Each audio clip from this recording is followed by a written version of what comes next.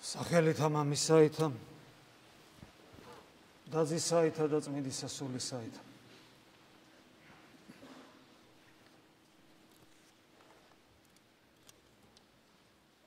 კიდევ ერთხელ მოვედით ღვთის ტაძარში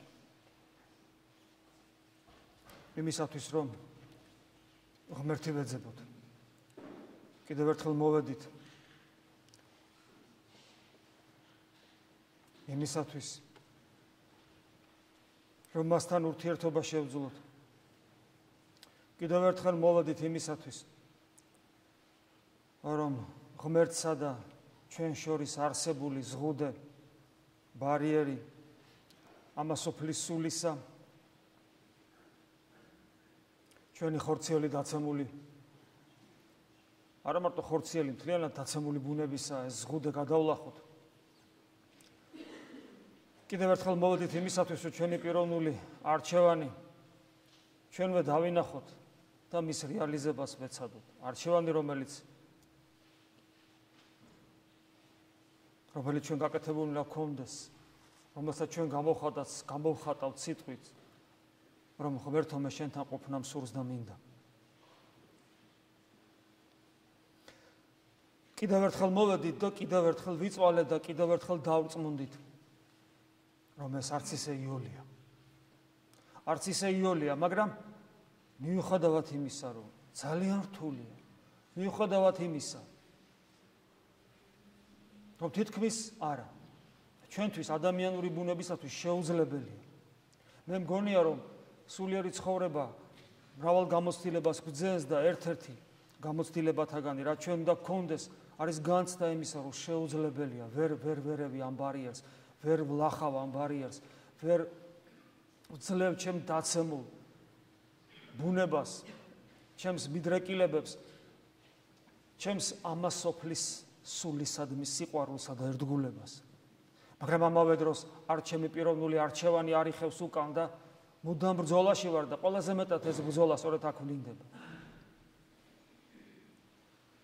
მრავალი თქვენთაგანი მოდის იბრძვის, მაგრამ ამავე დროს მრავალი თქვენთაგანი მოდის იბრძვის, დგას აქ და არ ეზიარება. რა თქმა უნდა, ამას თავისი ობიექტური მიზეზები აქვს. ჩვენი ამქვეყნიური ცხოვრება, დაღლილობა, პრობლემები და ასე შემდეგ, მაგრამ მე ვსაუბრობ იმაზე, თუ როგორ უნდა იყოს. სხვა საკითხია, რას ვახერხებ და რას ვერ ვახერხებ. როდესაც აქ ადამიანი მოდის და იბრძვის, ეს ხო ძალიან კარგია. მაგრამ ჩვენ უნდა გქონდეს იმის განცდა, რომ ვიბრძვი ძალიან კარგია, მაგრამ მაინც მარტო ვარ ამ ბრძოლაში, თუ უფლის ხორცსა და სისხლს არ ვეზიარე. იმიტომ რომ ძალიან ხშირად არის ხოლმე ესე, აი მე მღვდელი ჩემ თავზე ვამბობ, როგორ ვიბრძვი მთელი წირვის განმავლობაში. ყველაფერი იმას ვებრძვი, რასაც წეღან საუბრობდი და რომ არა ზიარება ალბათ დამარცხებული გამოვიდოდი. ხოლო ეხლა როცა ვეზიარები, მაშინ გამარჯვებული ვარ, ცოტათი მაინც, ოღონ არა ჩემით თავისთავად ცხადია, არამედ ღვთის მადლით, რომელიც ასე ძლიერად იღვრება ყოველი ზიარების დროს და როგორ სასიხარულოა ეს, როცა შენს უნაყოფო ბრძოლას ხედავ, მაინც კადნიერდები, მიდიხარ, უფალს ეხები, უფალი შემოდის შენში და აღმოაჩენ, რომ ის, რასაც ებრძოდი, ის, ვისაც ებრძოდი, ვისაც და რასაც ორივეს, ის დასუსტებული, დაკნინებული და ცოტათი მაინც გადალახულია. ხოლო აი ამის ფონზე რომ ახსენდება, აი ამ სიტყვების შემდეგ რომ ახსენდება ის რეალობა, რომელიც ჩვენს ეკლესიაში არსებობს. როდესაც მოძღვრები, მღვდლები, უმაღლესი იერარქები არაძლევენ თავიანთ სამწყსოს უფლებას ხშირი ზიარების. მე შემიძლია ძალიან მკაცრი შეფასება მივცე ამას, უბრალოდ ჩემ თავს ამის უფლებას არ ვაძლევ, მაგრამ ეს იმდანაც არაჯანსაღი მოვლენა. მე ხშირად მithქვავს ამის მიზეზი სადდევს. ეს არის რუსული ტრადიცია, სადაც იქვე ეს დამახინჯებული იყო, გარკვეული მიზეზების გამო არსებობდა, რომელსაც იქვე რუსი წმინდანები, მათ შორის წმინდა იონე კრონშტანტელი ებრძოდა და სხვაებიც და დღესაც არის მცდელობა რუსეთში საშინელი მავნე მახინჯური ტრადიცია დაიძლიოს და ჩვენ გამოფხიზლება არ გვსურს. მეტად რა არის ამის მიზეზი? პირველი საშინელი მიზეზი ის, რომ ამით გარკვეულ კომფორტს შეიძლება ვიწყობდეთ. არც ისე იოლია, რომ წარმარა აღსარებები მიიღო და მე ამდენი ადამიანი აზიარა.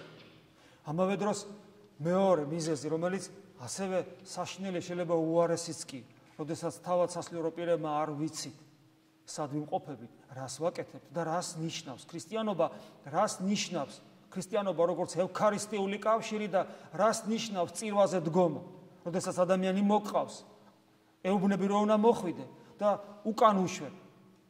ეს იმაზე გაცილებით უარესია, მშიერი ადამიანის სახში მიიპატიჟო, აყურებინო შენ როგორ სჭამ და ის გააგდო გარე და საჭმელი არ აჭამო, ჯერ შენ ამის ღირსი არ ახარ. მრავალი შეიძლება განაწყენდეს სასულიერო პირი, რომელიც ამას მოისმენს, მაგრამ მე ამ შემთხვევაში მათ მხარეზე ვერ ვიქნები. არც საკუთარ მხარეზე არ ვიქნები, თავისთავად ცხადია. ამ შემთხვევაში ვამბობ იმას, რასაც ვამბობ და რაც სიმართლეა, აქ იმიტომ მოვდივარ, განა აქ იმიტომ არ მოვდივართ, რომ ქრისტესთან მოვიდე. განა აქ სხვა რამის გამო მოვდივართ და როგორ გვითმენს გული, როცა ადამიანებს, მრევლის წევრებს, რომლებსაც სურთ უფალთან ხშირად მოსვლა, უარს ვეუბნებით და სულიერად მშივრებს უშვებ. და მეკითხვა მიჩნდება, ნუ თუ მე სასულიერო პირს არ უნდა მეგრძნო ის, რომ მე ვიბრძვი წირვის დროს. განა იმიტომ ვიბრძვი, რომ მსახურება ჩავატარო, რასასაცილოა. მსახურები ჩატარება რა პრობლემაა? მიჩვეული ვარ უკვე ავტომატურ რეჟიმშია თითქმის ჩართული ჩემი ბუნება და ჩაერთვება და გამოერთვება რაღაც ცოტა ხანში. ეგ არის და ეს. ხოლო თუ ავტომატურ რეჟიმში კი არ ვდგავარ, არამედ თუ მე მსურს, რომ ის ვისაც მე განვასახიერებ, ვის სიტყვებსაც ვამბობ, ანუ ქრისტეს, თუ მე მსურს, რომ მასთან ერთად ვიყო და მისი თან აი ამ მსახურების, აი ამ მადლის თანამონაწილე ვიყო. ქრისტეს თანამუშაკი ვიყო, როგორც პავლე მოციქული ამბობს. მაშინ აუცილებლად მეცოდინება ის, აუცილებლად, თუ რა ძნელია ქრისტეს თანამუშაკობა, რა ძნელია აი ამ ყველაფრის ამ დიდი საიდუმლოების, როცა ზეცსა და მიწა ერთდება, ამ ყველაფრის ზიარყოფა. რა ძნელია გამოხვიდე იმ მექანიკური მდგომარეობიდან, როცა საიდუმლოება შენს გვერდზე ჩაივლის და შენ როგორც ტიკინასავით ისე აღასრულებ რობოტივით რაღაცას, რა ძნელია გაცოცხლდეს შენთვის ყოველივე და როცა ამას ეცდები მიხვდები. რომ არა, უფალთან ზიარება, მის უწმინდეს ხორცსა და სისხლთან ზიარება არაფერიც არ გამოგივიდოდა და როცა ამას მიხვდები, როგორ დაინანებ, როგორ მოგივა თავში აზრად, როცა მრევლის წევრები ითხოვენ და შენ უარს ეუბნები. ან კიდე ისეთ სიმძიმეს ადებ, ტვირთს, მარხვისა, რომელიც ეკლესიას არ დაუწესებია ეკლესიას. 4 შაბათი პარასკევის გარდა ერთდღიანი მარხვები. სხვა საკითხია, როცა დიდ მარხვაში ვიმყოფებით, არ დაუწესებია ეკლესიას ეს. პირიქით, შაბათს მარხვაზე საეკლესიო განჩინება ძალიან მკაცრად ამბობს, ეს არის უმძიმესი ცოდვა, რომელსაც მწვალებლები აღასრულებდნენ ამ მარხვას, ამიტომ ეკლესიამ გაილაშქრა ამ მწვალებლობის წინააღმდეგ და დააწესა, რომ შაბათს მარხვა არავითარ შემთხვევაში არ შეიძლება. ხოლო როცა ჩვენ აი ამ ტვირთს, რომელსაც ჩვენ არ ვასრულებთ და ჩვენ სასულიერო პირები, ჩვენ სულიერ შვილებზე, მრევლზე ამ ტვირთს ვადებთ, 4 შაბათი უნდა ემარხულოს, პარასკევი, კიდე 4 შაბათის მერე 5 შაბათი, პარასკევის მერე კიდე შაბათი და 4 დღე. ის ტვირთი რაც უფალს არ დაუდია და გვახსენდება უფლის ძალიან საშინელი სიტყვები, რომ ძიმე ტვირთს აკიდავთო თქვენ მრევლს ძველი აღთქმის სასულიერო პირებს რომ ეუბნება, თქვენ თითსაც არ შეაშველებთ. აი ამ მდგომარეობაში ვიმყოფებით, როცა ჩვენ ამას ესე ვაკეთებთ. და გვავიწყდება რა, თუ რა შემთხვევაში შეიძლება მხოლოდ დაუწესო მარხვა ერის ადამიანს.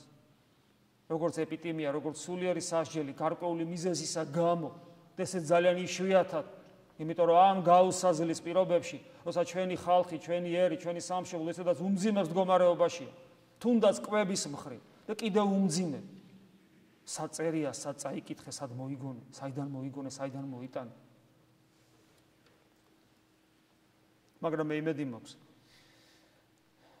ჩემ თავსაც გულისხმობ, ჩვენი კეთილგონიერებისა, სასულიერო პირებს გულისხმობ, და ვეცდებით, რომ არ დავადოთ ჩვენ ძმებსა და დებს ქრისტეს მიერ, ეკლესიის შვილებს, ის ტვირთი, რომელსაც ჩვენ ვერ ვზიდავთ და არ შეგვიძლია. და მხოლოდ იმდენი დავადოთ, რისი ზიდვა ჩვენ შეგვიძლია და არავითარ შემთხვევაში მეტი გაცილებით ნაკლებიც.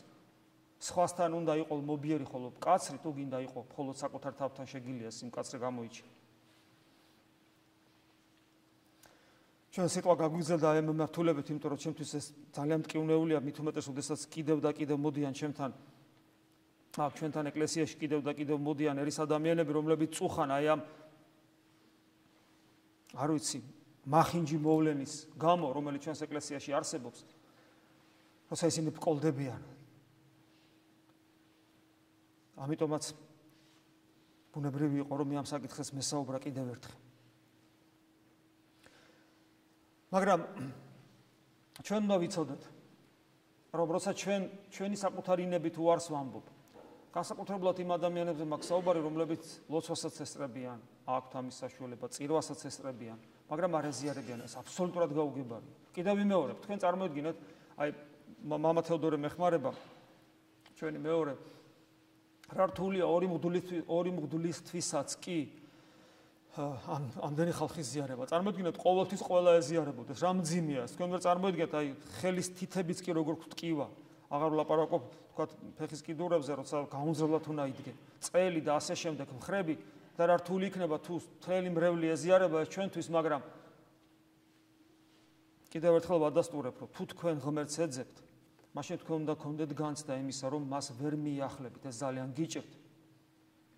უიშვიათესი გამონათებების გარდა, როდესაც ადამიანი არ ეზიარება, მაგრამ ამას ობიექტური მიზეზი აქვს მართლაც და არა სუბიექტური და იმ წყურვილისა გამო, რომელიც ადამიანს ამ დროს აქვს, რომ ეზიაროს და ვერ განხორციელდება ხოლმე, ღმერთი საოცრად აძლევს მადლს და მსგავს თანაბარ მადლს აძლევს მაზიარებლისა. ჩემ თავზეც გამომიცდია და თითოეული თქვენთაგანისაგან მრავალგზის გამიგი.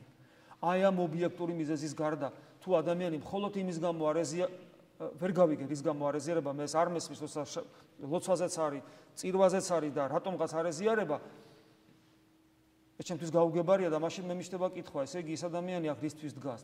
თუ ის იმისთვის დგას, რომ ღმერთთან ერთობა შეძლოს, მას მიახლოს, მაშინ ეს ყველაფერი გაუგებარია, იმიტომ რომ უნდა იცოდეს, რომ მრავალგზის უკვე საკუთარი გამოცდილება უნდა ჰქონდეს, რომ იბრძვის, არაფერი გამოდის, ეზიარა და გაიხსნაზეც.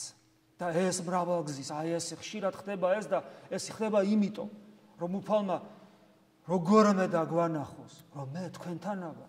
აი ამ საიდუმლოების სახით, როცა პურისა და ღვინის სახით ხორცსა და სილს სიღებ, მე მართლა თქვენთან შემოდივარ, როგორც მე გითხარით, რომ თქვენ როცა ეზიარებით, მე თქვენთანა ვარ და თქვენში მარადული სიცოცხლე იწყება, თქვენ აი ამ სიტყვების ჭეშმარიტებაში დარწმუნდეთ. ამიტომ აკეთებს უფალი ამას. ხოლო თუ ადამიანი ასე არ ცხოვრობს, ანუ იმისათვის არ მოდის აქ, რომ ღმერთი ეძებოს, მაშინ მოდის, მაშინ ისთვის მოდის და მაშინ ჩამოვდივართ უკვე მიწაზე, რა თქმა უნდა და უამრავი პრობლემა გვაქვს ჩვენ მიწაზე, უამრავი პრობლემა გვაქვს. და მათ შორის არა მარტო ფიზიკური, არამედ ფსიქოლოგიურიც. მაგალითად, ჩვენ ამ ცხოვრებისეული განსასწრების ატანა გვიჭირს, ჩვენ სიმშვიდე არა გვაქვს, ჩვენ გვინდა სიმშვიდე, გვინდა იმედი გქონდეს, გვინდა სიყვარული გქონდეს ოჯახში, გარეთ და ასევე მატერიალური პრობლემების მოგვარება და რატომაც არ უნდა ვისწრაფოდეთ იქითკენ, რომ ყოვლის შემძლე ღმერთი დაგვეხმაროს და მოვდივართ აქ ამისათვის. ყველაფერს თავი რომ დავანებოთ, კიდევ ვიმეორებ, თუ ჩვენ აქედან დაიმედებული და დამშვიდებულები წავალთ, უკვე ეს დიდი რამეა, იმიტომ რომ ყველგან არის აწეული ფონი გაღიზიანებისა, მრისხანებისა, შფოთისა, უიმედობისა. ვერსად ვერ გაიხედები, რომ ეს უბედურება არ დაგხვდეს. ვერსად. აღარ ვლაპარაკობ ტელევიზორს თუ ჩართავ და ჩვენს სახლებში ტელევიზორი სულ ჩართულია ხშირად, ხო ეს აგრესია და შფოთი და ეს უბედურება იღვრება იქიდან. თითქოს მართლა დემონს ჩაუგდია ხელში ეს მასმედიის ეს ელექტრონული საშუალება იმისათვის, რომ ადამიანების სულები დაამახინჯოს. თითქოს ცუდის მეტი ამ ქვეყანაზე არაფერი ხდება. ტყუილია ეს.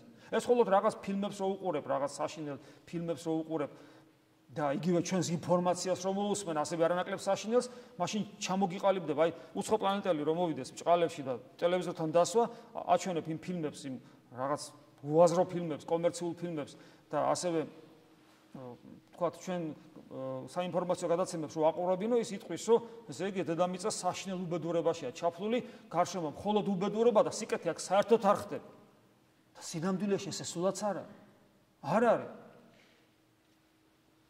ჩვენ რო გავიხედებით, გამოვიხედებით, ერთმანეთს დაველაპარაკებით, შევხედავთ ჩვენ ახლობლებს, ნათესავებს, კი, განსაცდელებით, კივილები, უბედურებას არსებობს, მაგრამ და ბოროტებაც არსებობს, და ადამიანები, რომლებიც ბოროტებას ჩადიან, როგორ არ არსებობს, მაგრამ სიკეთე გაცილებით მეტი არ არის? განა ჩვენ ერთმანეთს არ უღიმით? განა ერთმანეთის იმედი მაინც არა გვაქვს, მიუხედავად ყველაფრისა? განა ხვალინდელი დღეს იმედით არ უყურებ? განა არ გვიხარია ერთმანეთის დანახვა? განა არ ვფიქრობ ჩვენს მეგობრებზე, ოჯახის წევრებზე? განა ოჯახში მისვლა არ გვიხარია? განა არ ვართ მადლიერი იმისა, რომ რაღაც ორი ლუკმა საჭმელი შეიძლება გქონდეს და ამითაც და ჩვენი შვილები ჭირები არ იყვნენ? კი, გასაგებია, გადახვევებიც არის აქედან, მაგრამ მეორე ხრივ სიკეთე ნამდვილად არ არის, უფრო დაკნინებული, ვიდრე ბოროტება, ესე რომ იყოს, უკვე მოსულა მაშინ ანტიქრისტე. და მაშინ მოვემზადოთ უფალთა შესახვედრად, იდება უფალს თუ ეს რაც უფრო მალე იქნება უკეთესია, მაგრამ ჯერ ეს არ დამდგარა ეს პერიოდი.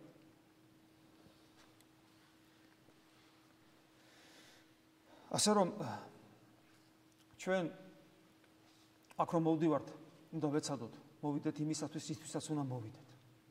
ძალიან ხშირად არის ხოლმე, ძალიან ხშირად არის, აი მასინათაც მე და მამა ლევანი საუბრობდით, პრობლემა, აი ტიპიური სამოძღვრო პრობლემა.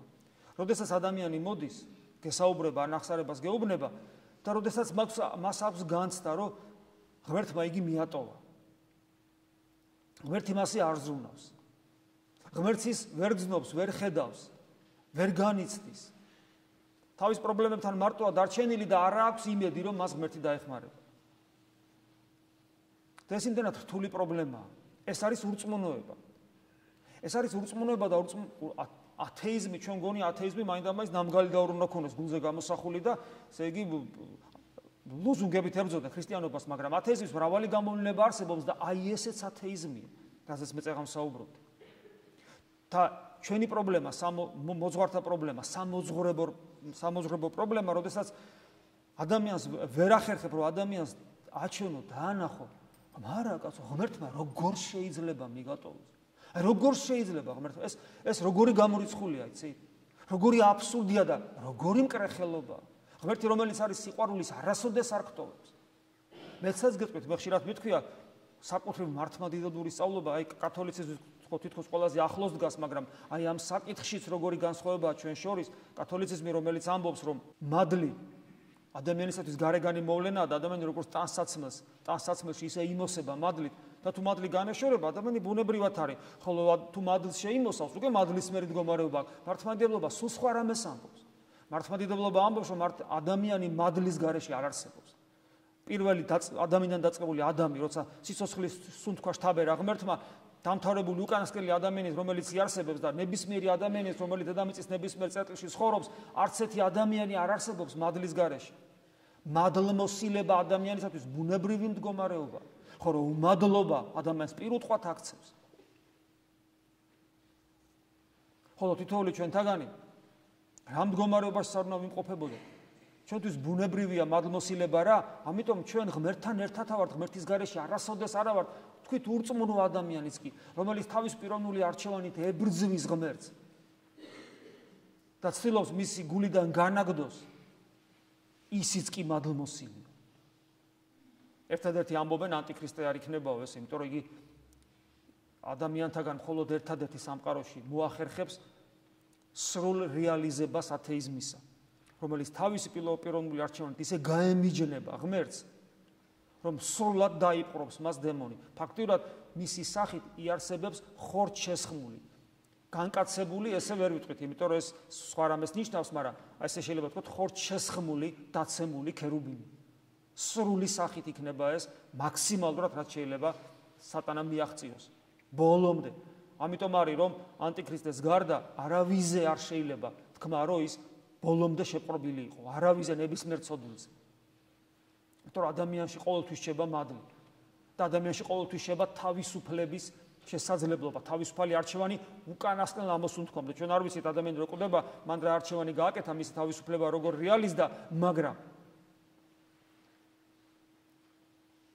მაგრამ აი ანტიქრისტესა და დანამდვილებით არის ეს სწავლება, რომ იგი სრულად იქნება ზომბირებული. მაგრამ ეს სულაც არ ნიშნავს იმას, რომ ჩვენ მას ესე ადვილად ვიცნობთ. სწორედ იმიტომ, რომ იგი სრულად ზომბირებული იქნება დაცემული ქერუბიმის მიერ, ამ უმაღლესი ანგელოზის სრული ზომბირება, რადგან მოხდება, ამიტომ ყველაზე ძნელად გასაგები იქნება მისი ანტიქრისტობა. ყველაზე ძნელად იყვნენ ანტიქრისტეები, ხო, მცირე ანტიქრისტეები იყვნენ სამყაროში, რომლებიც საშინელებებს ჩადიოდნენ. ანტიქრისტეს სულის მატარებელი ძალიან ბევრია დღესაც და თითოეულ ჩვენში საკუთარ თავში შეგვიმჩნევია ეს სული ანტიქრისტესი, მაგრამ მეტნაკლებად ესეთი ადამიანი გამოსაცნობია, აი ის რომ მოვა, იმის გამოსნობა პრაქტიკულად შეუძლებელი იქნება. ამიტომაც ამბობს უფალი, რჩეულებში ქრისტიანები იგულისხმებიან, რჩეულიც კი შეცდებიან. იმიტომ რომ ის მიიღებს სინათლის ანგელოზის სახეს, როგორც პავლე მოციქული გვასწავლის. ასე რომ ძალიან ფრთხილად უნდა ვიყოთ. მისი ცნობა მეცაც ვიტყვი, მისი ცნობა აბსოლუტურად შეუძლებელია. თუ ადამიანი არ არის ქრისტესთან. თუ ჩვენ არ ვიქნებით გუმხურალი ერთგული უფლისა, მას ჩვენ ვერ ვიცნობთ. მიუხედავად იმისა, მრავალი გარეგანი ნიშანი გვაქვს, რომ როგორი იქნება იგი და რა ამპლუაში მოგვევლინება. მაინც ვერ ვიცნობთ. მაინც ვიფიქრებთ, არა, ეს ის არ არის, ეს კარგი ვინია. ესე იქნება. ამიტომ ძალიან ფრთხილად უნდა ვიყოთ. ხოდა როდესაც ჩვენ თავისუფლება გაგვაჩნია იმის გამო, რომ ჩვენ მადლის გარეშე არ ვარსებობთ. ერთადერთი ვისაც წართმეული იქნება თავისუფლება, როგორც გითხარით, სრულად წექნება წართმეული თავისუფლება, ეს იქნება ანტიქრისტე. და ის კაცობრიობა საბოლოო ჯამში, რომელიც მას დაემონება სრულად, ხოლო რადგან ეს ჟამი არ დამდგარა დიდება უფალს, თითოეულ ჩვენთაგანს აქვს შესაძლებლობა თავისი თავისუფლების რეალიზების. აი ეს თავისუფლება, რომელიც ღმერთისაგან მოცემულია, რომელიც იმიტომ არის ჩვენში, რომ ადამიანი მადლის გარეშე, ანუ საღვთო ღვთაებრივი ენერგიის გარეშე არ არსებობს. და ღმერთი არის არსება აბსოლუტური თავისუფალი და ის ჩვენთან არის ყოველთვის, კიდევ ვიმეორებ, არა მარტო ჩვენში, ქრისტიანებში, არამედ ყველა ადამიანში.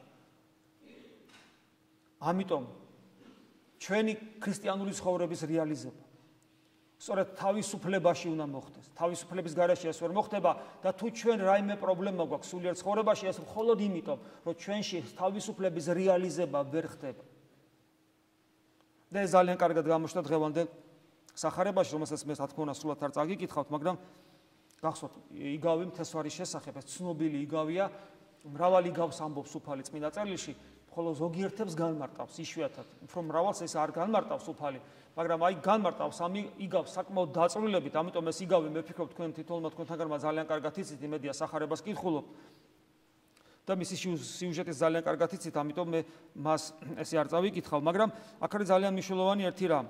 როდესაც ღვთის სიტყვა ითესება თითოეული ჩვენთაგანის გულში, ანუ ის თესლი ღვთის სიტყვას ნიშნავს და ძალიან მნიშვნელოვანია აი ის აქედან ორს გამოვყოფთ, რომლებიც ჩავარდა ეკლებში და ეკლები აღმოცენდნენ და შეაშთვეს. ანუ ეს თესლი, რომელიც იყო აღმოცენებული, დაახჩვეს.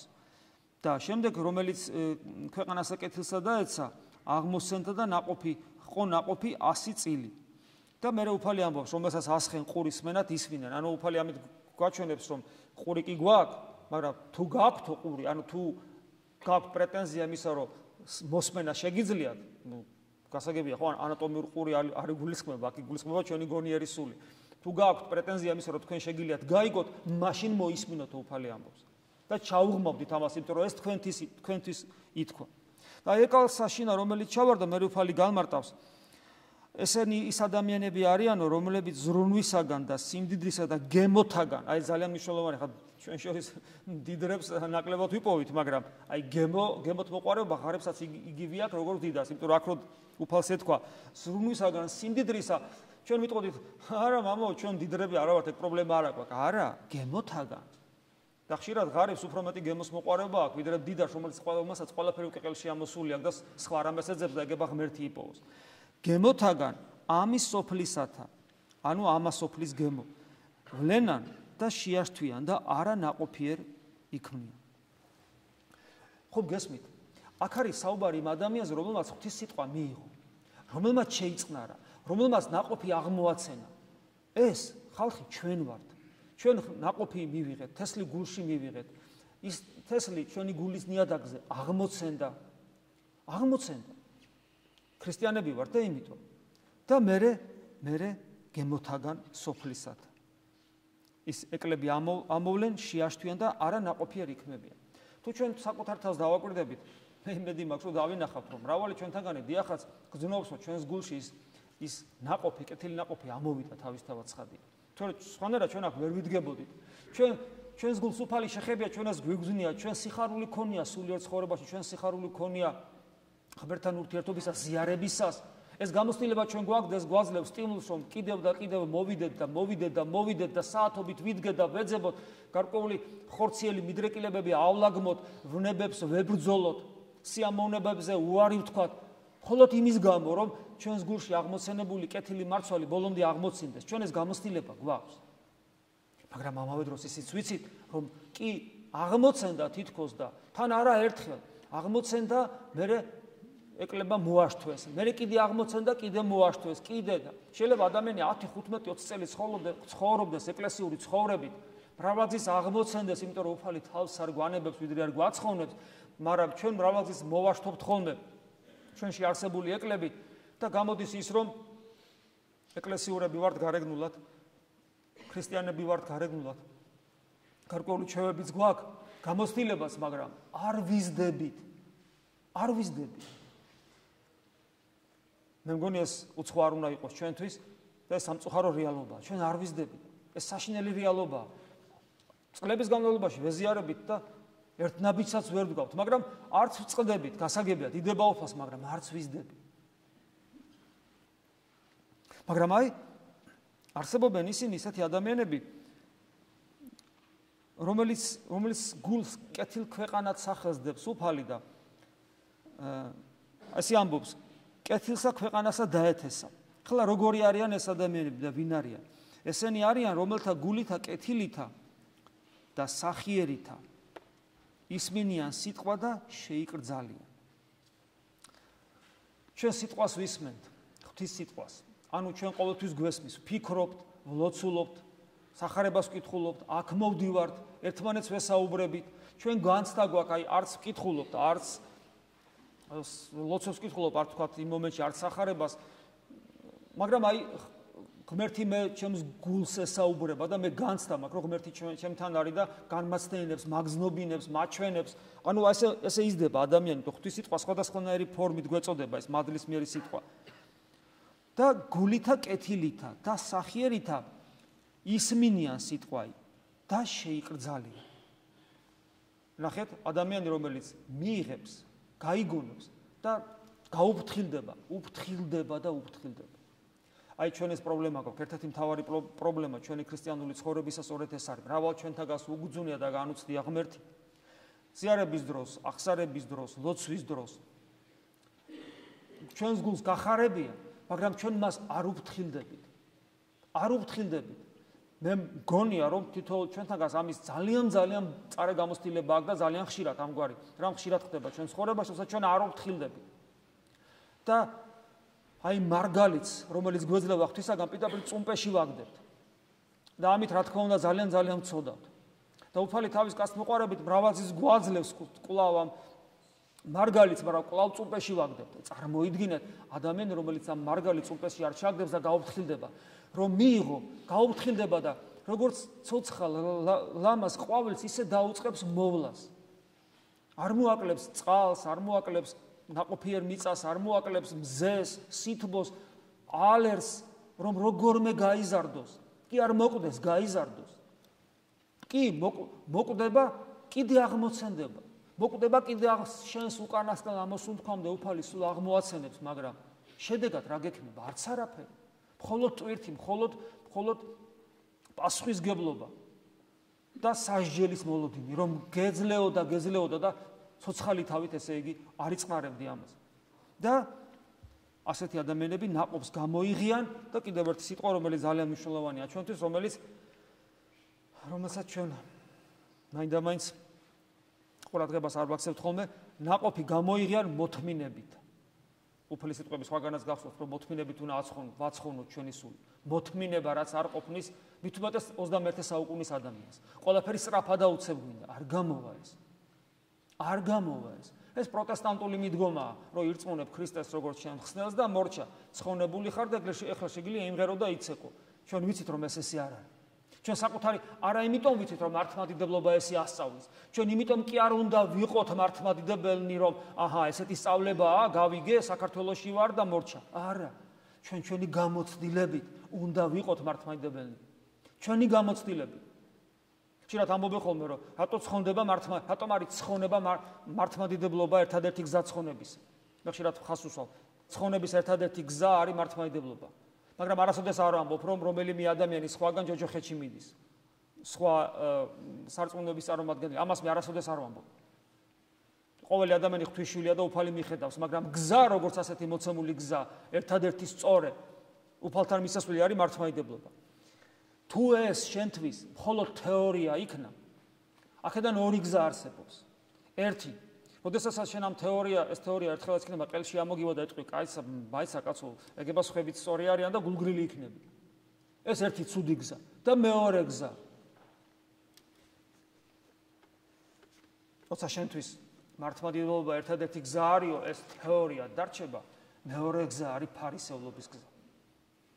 როდესაც შენი გამოცდილებით კი არ იცი რომ ეს ესეა, არამედ თეორიულად მიიღე, შენი სიჯიუტით დაიჯერე და შენი პიროვნული რეალიზებას ცდილობ აი ამ სფეროში, მართლმადიდებლობაში და ყალიბდები ფარისევლად და შენი თავი მოგწონს აი ამ მდგომარეობაში, ამ ამპლუაში, მაგრამ ეს შენი გამოცდილება არ არის. ფარისევლობის გზა, რომელიც ქრისტეს მკვლელობას უტოლდება. მართლმადიდებლობა რომ ერთადერთი გზაა ცხონებისა, შენი გამოცდილება უნდა იყოს. და შენ თეორია აღარ უნდა გჭირდებოდეს, შენმა გულმა უნდა იცოდეს ეს. და თუ შენმა გულმა ეს ჯერ კიდევ არ იცის, თუ შენ არ გქონია გამოცდილება აი ამ გზით, ჯერ ეს გზა უნდა დაინახო. ეს გზა თეორია ამ გზას ვერ გაჩვენებს, გამორიცხული. შენ თითქმის თვალხილულად უნდა დაინახო ეს გზა, საით მიდიხარ. მერე მოძებნო ის ადამიანი, ვინც ამ გზაზე თუნდაც ერთი ნაბიჯით შენ წინ არის. ანუ მოძღვარს გულისხმობ. მერე ამ ადამიანს გაყვე. იმიტომ რომ 2000 წელი ეკლესია არსებობს და შეხوار გამოიგონო ველოსიპედს. შენ უნდა დაინახო ეს გზა, დაინახო ადამიანი, რომელიც ამ გზაზე შენზე წინ არის, ხელი ჩაკიდო და არ გაუშვა არავითარ შემთხვევაში. და გაყვე მას. სხვათა შორის ძალიან ხშირად ჩვენ სულიერ ცხოვრებაში აი მოთმინება ვიგულისხმობ, მოთმინება გვღალატობს ხოლმე. როცა მოთმინება გვღალატობს, ჩვენ უიმედობაში, სასწრაფოთილებაში, დეპრესიაში ვარდებით. ჩვენ გვიჭირს სულიერი ცხოვრება და აი მაშინ ძალიან დიდი როლი აქვს მოძღვარს. ანუ ადამიანს, რომელიც რამდენიმე ნაბიჯით შენზე წინ არის და იცი რომ ის იმ გზაზე დგას, რომელიც გზად შენ უფალმა დაგანახა და შენში აღარაფერი ქრისტიანული შეიძლება აღარ იყოს. აღარაფერი ქრისტიანული. სრულ უიმედობაში და დეპრესიაში ჩავარდე. მოთმინება საერთოდ აღარ არსებობდა შენში, მაგრამ ერთი რამე მაინც უნდა იყოს. ხელი ჩაჭიდო იმას, ვინც იმ გზაზე დგას, რომელიც შენ უფალმა დაგანახა და იცი რომ ის იმ გზაზე დგას და ცოცხალი თავით ხელი არ გაუშვა. ხოლო მოთმინება კიდევ მეორე აუცილებელი პირობაა იმისათვის, რომ ჩვენ ამ გზაზე ვიაროთ. და მართლმადიდებლობა ჩვენი შინაგანი გამოცდილება. თუ ჩვენი შინაგანი გამოცდილება არ იქნება მართლმადიდებლობა, ჩვენ ვიქნებით გარეგანი მართლმადიდებელი სულით პროტესტანტები, რომლებიც ვიქნებით დამშვიდებულნი ჩვენი ნომინალური მდგომარეობით ეკლესიაში. და ჩვენს ქრისტიანობის იდენტურობას მოვახდენთ ჩვენს ნომინალურ ეკლესიურობასთან, რომ ესე იგი მე ეკლესიური ვარ, აღსარებელი ვარ, მაზიარებელი ვარ, დილას-აღამოს კანონებს ვარ აკრაკებ და მორჩა, ცხონებული ვარ. ეს არის სერიოზული შეცდომა. დამღუპელი და დამანგრეველი. მოთმინება, იმიტომ რომ აქ საბრძოლველი ყავს. საბრძოლველი საკუთარ დაცემულ ბუნებასთან. და ეშმაკთან, რომელიც ძალიან ხშირად გვავიწყდება. ჩვენ წეგან თავისუფლება ვახსენეთ. და ადამიანი თავისუფლების გარეშე ვერ არსებობს, იმიტომ რომ იგი ყოველთვის ღვთის მადლთან ერთად არის. გარდა ამისა, თავისუფლება ეს ის სიკეთეა, რომელსაც ათეისტები ძალიან კარგად ხვდებიან, რომ ეს ადამიანის თავისუფლების გარეშე არ ვარგა. მაგრამ ეშმაკია თუ ადამიანები არ მოატყვილა და აი აქაც როგორც სიყვარულის შემთხვევაში, ასევე თავისუფლების შემთხვევაშიც და რელიგიურ მიმდინარეობებში იმ დიდი ცნებების შემთხვევაში, როგორიც არის სამოთხე, ჯოჯოხეთი, ღმერთი, ადამიანისა და ღმერთთან ურთიერთობა, სადაც ყველგან დამახინჯებულია ყველაფერი თვით კათოლიციზმის საშნელი სიმახინჯეებია. და ხშირად მithქვავს ამ სიმახინჯეების გარეგნული გამოვლენები იყო ინდულგენცია, ასევე კოცონზე დაწვა ინკვიზიცია და ასე შემდეგ. იმ იურიდიული გაბატონებული იურიდიული სულის შედეგი იყო ეს ყველაფერი, რომელიც იქაური ღვთისმეტყველებიდან აღმომდინარე.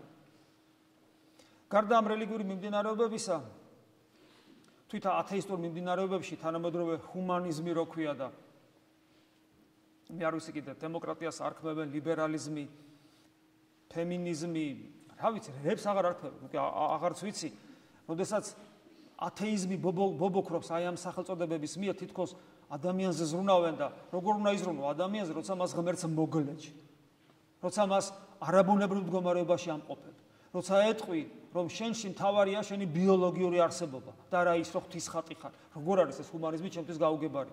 როცა ადამიანს ართმევ უნარს და უფლებას, რომ იგი ღმერთი გახდეს, მარადულ სიცოცხლეში ღმერთივით იცხოვროს, რომ ისი სამშობლო იყოს მამაი, ძე და სულიწმინდა, როცა ამას ართმევ ადამიანს, როგორღაა ეს ჰუმანიზმი. და როდესაც ჩვენ უყურებთ ამ ადამიანებსაც, კი ამ ათეისტებსაც, ხედავთ, რომ მათში რა ძვირფასია თავისუფლება, ოღონ არ იციან ეს რა არის, ბუნება საიდან ეცოდინება, როგორ ეცოდინება და როგორ ცდილობენ თავისუფლების რეალიზებას ამ ყოფით სამყაროში. ეს არის ბიოლოგიური და სოციალური და პოლიტიკური და ეკონომიური თავისუფლება. სხვათა შორის, მათ შორის ეროვნული თავისუფლება, რომელიც ერთის მხრივ სათნოებაა, მაგრამ ღმერთს მოწყვეტილი და არასწორად დანახული თავისუფლება ერისა, თვით გამორკვევა, როგორც უწოდებენ თანამედროვე ტერმინით, ჩვენ ვიცით, რა ტკივილები მოაქვს ამ ყოველივეს, საკუთარი გამოცდილებითაც და ისტორიითაც, თუნდაც იუდეველთა ისტორიით. მე ყველას ურჩევ, რომ გაეცნოს ისტორიას, იუდეველთა ბრძოლას, ვესპასიანეს და ტიტეს წინააღმდეგ, როდესაც ეს დაახლოებით 40 წლის მერე, რაც ქრისტეს ჯვარცმა მოხდა, დაახლოებით 70 წელია, როდესაც თავისუფლების სახელით ისინი ილაშქრებენ რომის იმპერიის წინააღმდეგ. თითქოს ერთ-ერთი კარგია თავისუფლება ეროვნული, მაგრამ ჯერ ხო განადგურდებიან ეს ხო ერთი და განადგურდებიან სასტიკად. და ეს უფლის წინასწარმეტყველებაც იყო გახსოვთ სახარებაში. მაგრამ ეს ერთი მხარე, როცა განადგურდებიან სასტიკად უფლის წინასწარმეტყველებიდან გამომდინარე, იმიტომ რომ ისინი მათ ღმერთი უარყვეს, მოკლეს და შედეგად მიიღეს ის რაც მიიღეს. მაგრამ ამ ისტორიაში, ამას თქვა თვითონ ამ ისტორიას ებრაელი წერს, იოსები ქვია, ფლავიუსი, საშინელებებია იქ აღწერილი. ისეთი საშინელებებია აღწერილი, რომ ტიტე, რომელიც ამ დროს მეორე დალაშქრა იერუსალიმი, ამ დროს ესე იგი ღმერთებს მოუწოდებს, წარმართი იყო თავისთავად ცხადია და ეუბნება, ჩემი ბრალე არ არის ისინი, რომ ესე იქცევიან. საშინელებები ხდებოდა ამ დროს იერუსალიმში. როდესაც ისინი მიცვალებულები კვდებოდნენ თუ ვინმეს უნდა და გასვლა ქალაქიდან იმასაც კლავდნენ და იქ კედლის იქით ხევში ყრიდნენ მიცვალებულებს და გროვა და გროვა, იქ მილიონზე მეტი ადამიანი დაიღუპა მაშინ, გროვა და გროვა მიცვალებულებისა და უმარხავი მიცვალებულებლის, რომელსაც არ მარხავდნენ, საშინელება ხდებოდა, როცა ჩაიხედა ტიტემ იმ რომაელმა უფლისწულმა, ფაქტიურად უფლისწული იყო მაშინ, თუ არ ვხდები ჯერ კიდევ არ იყო იმპერატორი, როცა ჩაიხედა იმ ხრამში, აი მაშინ აღაპრო ხელები, ჩემი ბრალი არ არის, მომთხოვ ღმერთო, მე ამისათვის პასუხს და როდესაც მე გაიგო, რომ იქ ერთ-ერთმა დიდგვაროვანმა ქალბატონმა თავის საკუთარი შვილი შეჭამა, ჩვილი, ეს იქ მოხდა მაშინ.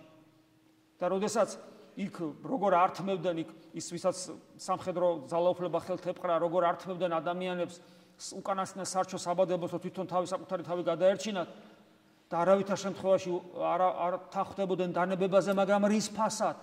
როდესაც დანებების შემთხვევაში ისინი შეინარჩუნებდნენ ტაძარს, შეინარჩუნებდნენ სიცოცხლეს, საკუთარი თავისა,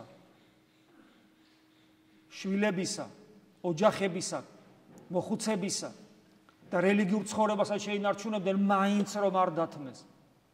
და შედეგად რა მიიღეს? ისე განადგურდნენ, რომ 1950 წლამდე მათ სახელმწიფო არ ქონია. აი ეს არის ერთ-ერთი შედეგი თავისუფლების, ეროვნული თავისუფლების არასწორად გაგების. თუმცა აი ესეთ სიმახინჯემემდე შეიძლება მივიდეთ და სრულ განადგურებამდე და რას თავარია, არა მარტო ფიზიკურ განადგურებამდე, უზნეობამდე, როცა საკუთარ შვილებს ჭამენ და როცა საკუთარ მიცვალებულებს არ მარხავენ და საკუთარ ხალხს ძარცვავენ. ასე რომ თავისუფლება მათ შორის ეროვნული, რომელიც ერთ-ერთი უდიდესია თავისუფლებათა შორის სოციუმში, ამასაც როგორ ყურადღებით უნდა დაუკვირდეთ, რომ ქრისტესადმი ნამდვილი თავისუფლების გარეშე, ანუ ქრისტიანული თავისუფლების გარეშე ყველაფერი შეიძლება დამახინჯდეს, რაც ჩვენ საკუთარ თავზე ძალიან კარგად მე მგონი უნდა ვიცოდეთ. იმიტომ რომ ჭეშმარიტი თავისუფლება რეალიზდება, უпростоრეთ ხო, ამ ქვეყანაზე ჭეშმარიტი თავისუფლება მხოლოდ მაშინ რეალიზდება, როდესაც ჩვენ უარყოფთ რას? უცხო დამპყრობელს, რაღაც ამ ქვეყნიურ პრობლემებს არა, ბოროტებას უარყოფთ. ხოლო ადამიანი იტყვის, მე რა, უცხო დამპყრობელი განაბოროტება არ არის? არა. უცხო დამპყრობელი ყოველთვის არის რაღაც გამოვლინება ბოროტებისა. თავარი ბოროტებას დაახლოებით იგივე პასუხი იქნება ჩვენ თუ ესე ვიტყვით უცხო დამპყრობელი განაბოროტება არ არის, იგივე პასუხი იქნება, რასაც იუდეველები ქრისტეს ეუნებოდნენ. როდესაც ცოდვაზე ესაუბრებოდა, ჩვენ რა ცოდვილი ვართ, მონობაზე როცა ესაუბრებოდა, ჩვენ რა მონები ვართ, ჩვენი აბრაამის შვილები ვართ და უფალი განუმარტავს. ის ვინც ქმნა ცოდვაი, იგი არის მონა ცოდვისა. და ბოროტება, სულაც არ არის უცხო დამპყრობელი უმაღლესი ბოროტება. ეს არის ბოროტების რაღაც გამოვლინება, რომელიც მთლიანად საღვთო განგებულებას თუ ჩავიხედებით, ბოროტება შეიძლება საბოლოო ჯამში ბოროტების ნაყოფი არც კი გამოიღოს და პირიქით. განსაცდელი შეიძლება იყოს ერისათვის. ბოროტება ეს არის ღმერთის უარყოფა. ზურგშეცებით დგომა ღმერთთან ზურგშეცებით დგომა და ეშმაკის ერთგულება, რომელიც რა თქმა უნდა ესე სიტყვიერად არ ფორმდება, მაგრამ ჩვენი ცხოვრების წესით ამგვარად შეიძლება ვლინდებოდეს. ადამიანი თავისუფლების გარეშე არ არის ადამიანი, იმიტომ რომ კიდევ ვიმეორებ, იგი ღვთისმსხლთან ერთად არსებობს. არ არის ღმერთისული კი არა ვარ ჩვენ, მაგრამ ღმერთის გარეშე ჩვენ არ ვარსებობთ ღმერთის მადლის გარეშე და თავისუფლების გარეშე არ არის ადამიანი მისი საბოლოო რეალიზება თავისუფლების. ადამიანის თავისუფლების სრული რეალიზება ხდება მხოლოდ და მხოლოდ სასუფეველში.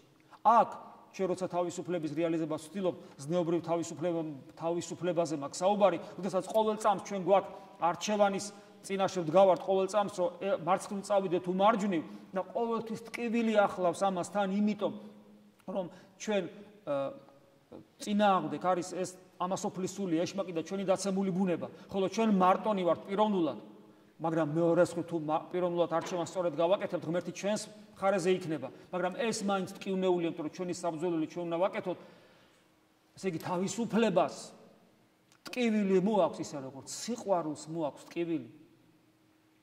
საოცრებაა, ხო, ორივეს ტკივილი მოაქვს, თავისუფლების და ისე როგორც სიყვარულის, თავისუფლების სრული რეალიზება ჩვენი ადამიანური მოხდება სასופველში, როცა ჩვენ მარადისობაში ღმერთთან ვიქნებით, რომელიც არის ღმერთთან ყოფობა, ანუ თავისუფლება სასופველი და ადამიანი ამისთვის არის დაბადებული.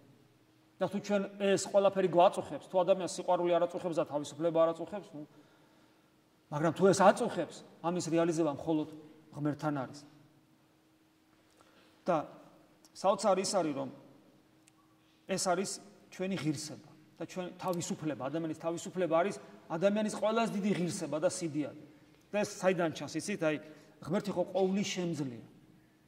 ყოვლის შემძლეა, მაგრამ ყოვლის შემძლე ღმერთის ერთ-ერთი თვისება ის არის, რომ მას არ შეუძლია ჩვენი ცხონება ძალით.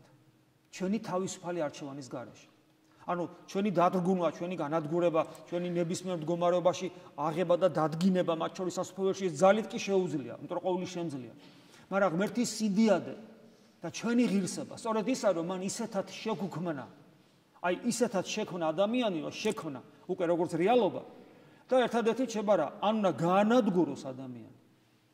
სრულად უნდა გაანადგუროს. როგორც ადამიანი შეიძლება ეს ცხოველად აქციოს, ან საერთოდ მოსპოს, როგორც მისი არსი გაანადგუროს. ან თუ ადამიანად დატოვებს, ღმერთმა საკუთარ თავს წაართვა შესაძლებლობა, რომ მასზე ძალადობით იმოქმედოს და იგი ძალად აცხოვნოს.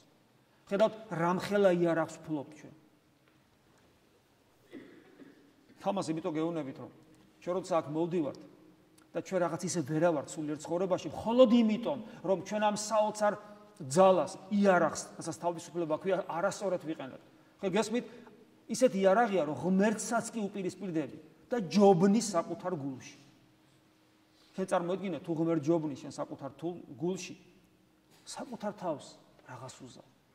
თავისუფლება. აი იარაღი, ეს ბავშვის ხელში მიცემული სასწრაფო იარაღია. თუ ღმერთს ამარცხებს საკუთარ გულში, აი ამ იარაღით, რომელსაც თავისუფლება ქვია, საკუთარ თავს როგორ ვერ მოერევ და როგორც საკუთარ თავს, როგორც ღვთისხატს, თავისთავად ცხადია. ამიტომ თითოეულ ჩვენთაგანს უპყრია საშინელი და საშიში იარაღი თავისუფლებისა, ძმებო და დებო, სწორედ გამოვიყენოთ. თქვენი მიზეზი აქ რო თავიდან გითხარით, მოდიხარ და ღმერთისაგან მიტოვებულობის განცდა რო გაქვთ და გონიათ, რომ თქვენ ღმერთმა მიგატოვა და ღმერთს ვერ გძნობთ, ეს მხოლოდ და მხოლოდ თქვენი არასწორი თქვენს მიერ ამ საოცარი ნიჭის, ამ იარაღის თავისუფლება რო ქვია, მისი არასწორად გამოყენების შედეგად გვაქვს ეს მდგომარეობა. არასწორად რეალიზდება თქვენში თავისუფლება. თქვენი ბრალია ეს, ჩვენი ბრალია ეს, როცა ჩვენ ღმერთის განცდა არ აგვაქვს.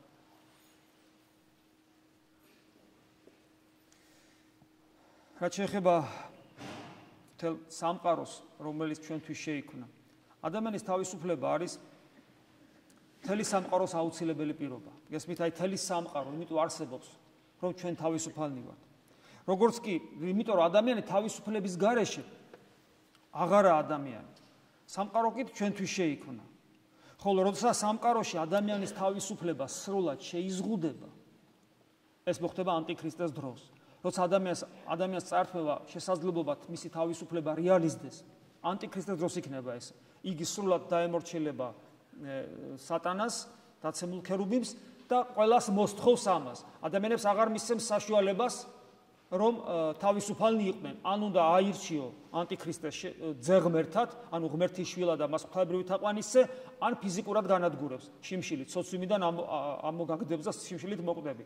ან ფიზიკურადაც გააჩნია თითოეულ შემთხვევაში სხვადასხვა შემთხვევა იქნება, სხვადასხვა საშუალებით იგი შეებრძოლება ყოველ ადამიანს და კაცობრიობის უდიდესი უმრავლესობა გააკეთებს არასწორ არჩევანს. ვერ იცნობს და ჯერ, რატომ ვერ იცნობს? იმიტომ რომ იმის სულის იქნება, როგორი სულითაც ანტიქრისტე იქნება, იგი მასში დაინახავს ძეღმერთს, იგი მასში დაინახავს ქრისტეს მაგიერს და მას ღვთაებრივ თაყვანს მიაღებს, მიუხედავად, წარმოიდგინეთ, ესე იგი ხორჩესხმული ეშმაკია და მას, ანუ ადამიანს იმ დროს მოეჩვენება ის თავის ღმერთად.